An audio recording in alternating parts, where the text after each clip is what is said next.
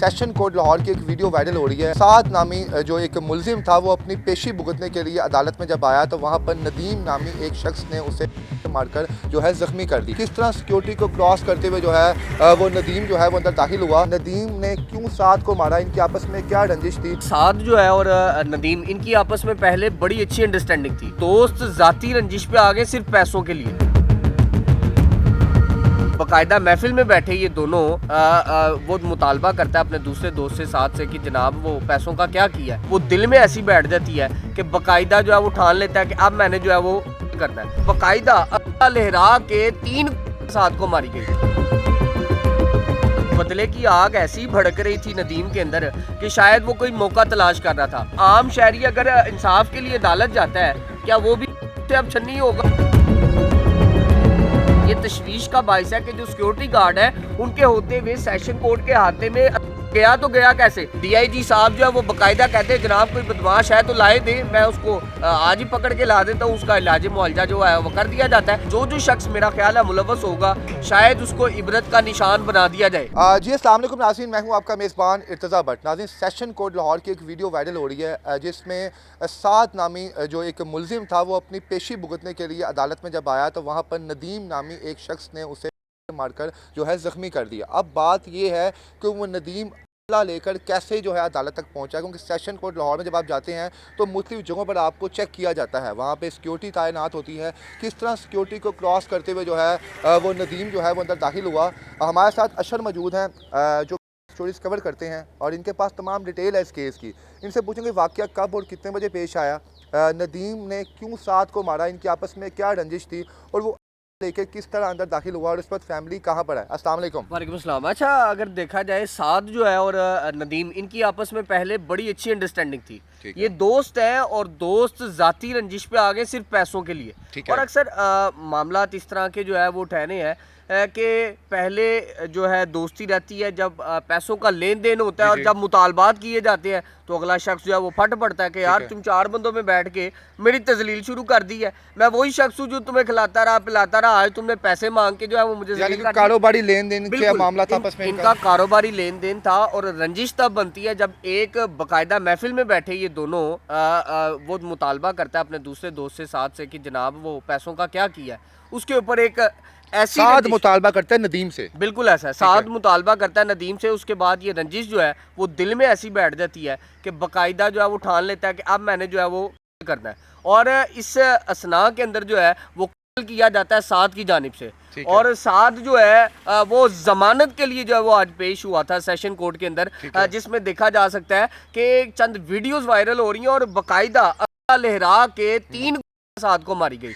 आज जमानत के लिए जो है वो सेशन कोर्ट में पेश। अच्छा अशर, क्या समझती हैं आप, इससे पहले भी आपने बड़ी बड़ी स्टोरीज कवर की हैं, क्या ये लेन देन का मामला इस हद तक खतरनाक हो जाता है कि आप एक दूसरे को मरने मारने पे तुल लेते हैं? ये वही नदीम और साथ थे जो किसी ज़माने में दोस्त थे, एक दूसरे को जानते थे, इकट्ठा बैठना था, फैमिली में आना जाना था, और आज कमरा अदालत के बाहर बिल्कुल मारा गया। कितनी की रंजिश थी, कितना गुस्सा क्रोध था नदीम के अंदर को उसने देखा नहीं कहाँ पे है। असल में बात यह है कि अगर आपका भी कोई मार दिया जाए तो शायद आप भी बदले पे उतर आएंगे। और बदले की आग ऐसी भड़क रही थी नदीम के अंदर कि शायद वो कोई मौका तलाश कर रहा था, और ऐसा मौका ये सोचा नहीं जा सकता क्योंकि हसास इदारा है, ऐसा इदारा है जहाँ पे 4 जगहों पे चेक पोस्टें लगी हैं, आपको बाकायदा चेक किया जाता है और चेक करने के बाद अंदर भेजा जाता है। इवन कि जब आप शायद इंटरव्यू के लिए जब आप रिकॉर्ड करने के लिए अंदर जाते हैं तो आपको कैमरे तक की परमिशन अंदर नहीं होती, बिल्कुल बाकायदा परमिशन मिलती है जज साहब से, उसके बाद आपको अंदर ले जाया जाता है। तो ये वाकया किस तरह पेश आया, इसका तो फैमिली मुतासरा फैमिली कहाँ पर है, उनकी जानिब से क्या रद्द-ए-अमल सामने आया? जी बिल्कुल, सज़ा और जज़ा का मामला जो है उसके लिए एक फ़ैसला जो है वो मंजरनामे पे था, और ये चाह रहे थे किसी तरीके से कि हम 7 लोग चाह रहे थे हम लोग जो है ज़मानत ले लें। सेशन कोर्ट की तरफ रजू करता है और इसी असना के अंदर जो है नदीम की जो बदले की आग है वो शायद भड़क रही थी, और वो जो है शायद वो उसके ज़हन में इस तरह महसूर हो चुका था कि वो चाह रहा था कि कोई मौका मिले और मैं उसको उड़ा दूं। उसने बाकायदा फील्डिंग सेट की है और यहाँ पर जो लोग मौजूद थे, ये तशवीश का बाइस है कि जो सिक्योरिटी गार्ड है उनके होते हुए सेशन कोर्ट के हाथे में गया तो गया कैसे है। ये कोई आम चीज़ नहीं है, आपका कैमरा नहीं अगर जाने देते तो आप सोचे ज़रा क्या इस तरह ही चला गया। बाकायदा हर चीज़ को सेट किया गया, बाकायदा पैसों का लेन देन जो है यहाँ पे मुतवक्के है। अच्छा, ये दुरानिया कितनी देर का था और क्या आखिरी दफ़ा क्या गुफ्तगू आपस में कोई हुई उनकी, और किस तरह जब आमने सामने होंगे, इससे पहले भी पेशियों पे आती होंगे, दोनों पार्टियाँ आती हैं, तो आज उसने क्या सोचा था यार, क्योंकि आप फैमिली भी वहाँ अच्छा, पहले भी पेशियाँ चलती रही हैं, लेकिन मेरा ख़्याल है कि वो मौके की तलाश में था और मौके की नज़ाकत बन नहीं पा रही थी, जिसकी वजह से शायद वो असला अंदर नहीं लेके गया और ये वाक़या जो है रूनुमा नहीं हुआ। चूँकि आपको ये आइडिया होना चाहिए कि जो कत्ल के मुल्ज़मान होते हैं वो अपने साथ लोगों को लेके आते हैं पेशी पे। एक नहीं, बाकायदा कोई 50-60 लोगों का टोला होता है, जो मैसूर करके उनको बाकायदा अदालत के अहाते तक लेकर जाता है। तो मुझे लगता है कि आज कहीं ना कहीं गलती कुताही ज़रूर थी।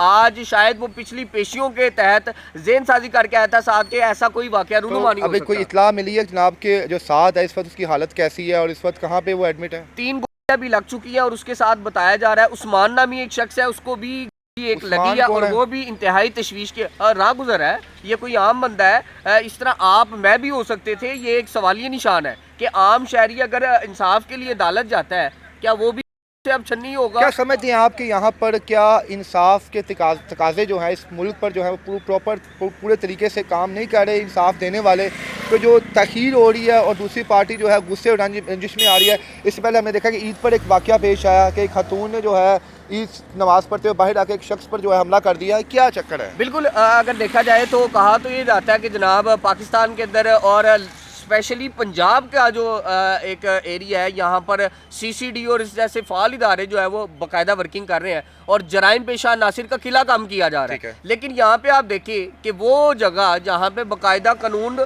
और इंसाफ की बात की जाती है, जहाँ पे बाकायदा लोग रुजू करते हैं, उस अहाते के अंदर का चल जाना और इतने फाल सिस्टम के तहत चल जाना कि सेफ सिटी की बात की जाती है। डीआईजी साहब जो है वो बाकायदा कहते हैं जनाब कोई बदमाश है तो लाए दे, मैं उसको आज ही पकड़ के ला देता हूँ, उसका इलाज मुआवजा जो है वो कर दिया जाता है। लेकिन अब यहाँ पे तशवीश है, डीआईजी साहब खुद मौके पे मौजूद थे, नोटिस लिया गया, वहाँ पे जनाब एसपी साहब जो मुतलका एसपी हैं वो मौजूद थे और तहकीकात जो है वो अभी जारी सारी हैं कि किस तरह अंदर गया और जो शख्स मेरा ख्याल है मुलव्वस होगा शायद उसको इबरत का निशान बना दिया जाए। ये मैं आपको बड़े वाज़े तौर पे कह रहा हूँ। और उसके साथ साथ कॉल्स की जो रिकॉर्डिंग चली है अभी तक बाकायदा उनको तहवील में लिया गया और जो शख्स नदीम है उसको अहाताए अदालत से गिरफ्तार भी कर लिया गया और बाकायदा उसको जो है वो रखा गया और उससे तफ्तीश जो है वो की जा रही है। जी नाज़रीन, यकीनन एक ये तकलीफ के लम्हा है इस वक्त दोनों फैमिलीज़ के लिए। अच्छा सर, चूँकि आप सुबह से इस केस को कवर कर रहे हो तो आपके साथ मुख्तलिफ ऑफिसर्स भी राब्ते में हैं क्योंकि आपकी एक टीम बनी होती है बाकायदा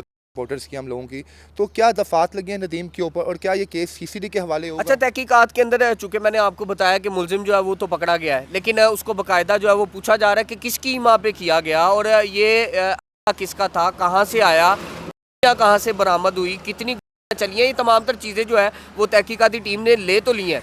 यहाँ पे दी का पर्चा बनता है। शहर लाहौर की सेशन कोर्ट के अंदर चलाई गई जो है ये बाकायदा की दफात लगाई जा रही है। उसके बाद ये खदशा जाहिर किया जा रहा है कि नदीम का जो केस है वो बाकायदा सुहेल जफ़र चट्टा साहब को जो है जो कि सीसीडी के एडिशनल आईजी हैं वो उनको रेफ़र किया जाएगा और ये भी कहा जा रहा है कि हो सकता है फुल फ्राई वाला वाक़या जो है वो रूनुमा हो। बिल्कुल फुल फ्राई ऐसे वाक़यात में होना भी चाहिए क्योंकि जब आप ये ना देखें कि जनाब आप किस जगह पर मौजूद हैं वो कितना हसास तरीन इदारा है, अल्लाह न करे वहाँ पर कोई और शख्स जो है मौत के मुंह में चले जाता तो कौन जिम्मेदार होता। देखते हैं जनाब आने वाले वक्त में के साथ जो हुआ वो तो एक अलहदा मैटर है। क्या नदीम कैफ़रे किरदार तक पहुँच पाता है कि नहीं?